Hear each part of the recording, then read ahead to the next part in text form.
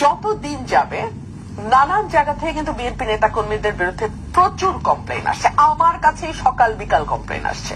BNP নেতা কর্মীদেরকে মাঠ পর্যায়ে কন্ট্রোল করা যাচ্ছে না। চাঁদাবাজির সঙ্গে যুক্ত, জমি দখলের সঙ্গে যুক্ত, টেন্ডারবাজির সঙ্গে যুক্ত।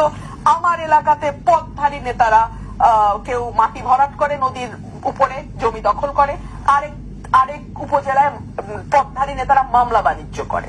তো কন্ট্রোল করা তো যাচ্ছে না। কেন্দ্রে খবর পাঠানো হয়েছে, কেন্দ্র কোনো অ্যাকশন নেয় নাই। তো কারো বিরুদ্ধে অ্যাকশন হচ্ছে কেন্দ্র থেকে, কেউ কেউ আবার ওভার ব্লেস, তাদের ব্যাপারে অ্যাকশন হচ্ছে না। সো নেতা কর্মীরাও কনফিউজ। আচ্ছা, কেন্দ্র যা বলে ওটাকে সিরিয়াসলি বলে?